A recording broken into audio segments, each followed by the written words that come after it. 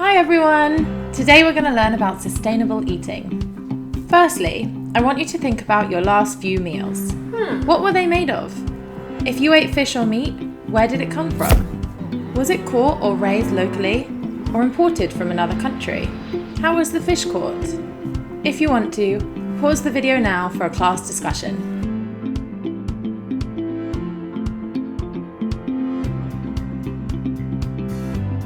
There are many ways we can help the planet, and changing the way we eat is one of them. We're going to be talking all about seafood and fishing in this video. Our beautiful oceans are threatened for many reasons. Firstly, I want you to take a minute to write down any threats that you can think of.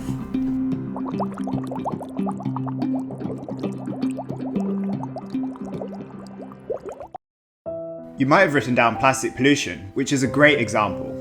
Plastics enter the food chain because small fish eat tiny little bits of plastic called microplastics.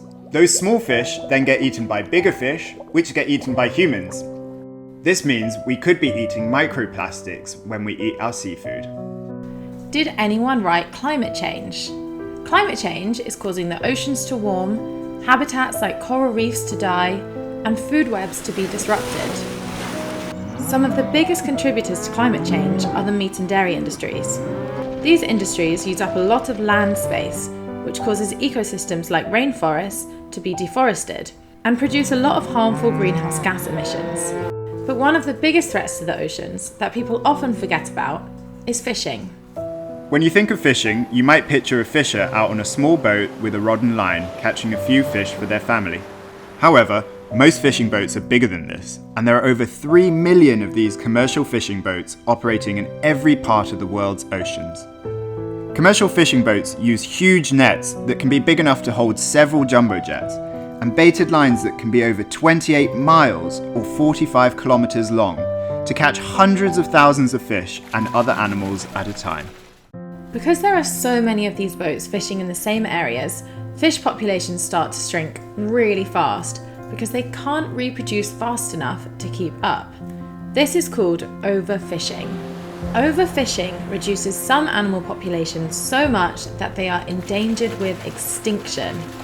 Scientists estimate that 9/10 of the large predatory fish in the ocean, like tunas, have disappeared because of overfishing.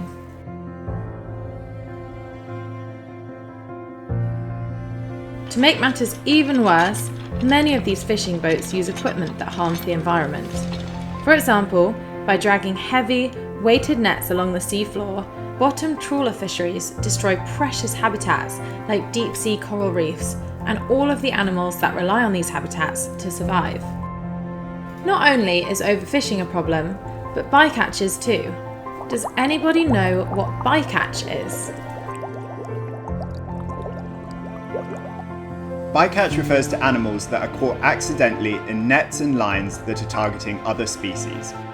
For example, manta rays are often caught in nets, which is usually fatal as they need to keep swimming to breathe. It's not just mantas though. Millions of other species are caught every year as bycatch, including seabirds, turtles, seals, dolphins, and even whales. It's estimated that 50 million sharks are caught as bycatch every single year. Bycatch and overfishing have thrown hugely important ocean ecosystems out of balance, destroying habitats and disrupting food webs in all of the world's oceans.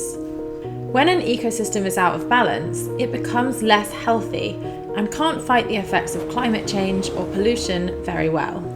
Eventually, the ecosystem will start to die.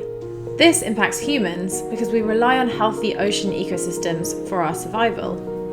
Can you think of any ways that humans rely on marine ecosystems?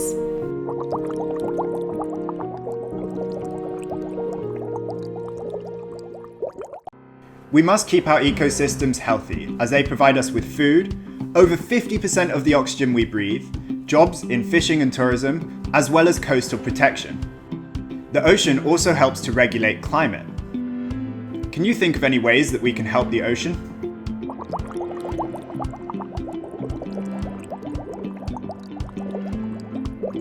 I'm sure you thought of some great ways to help the oceans.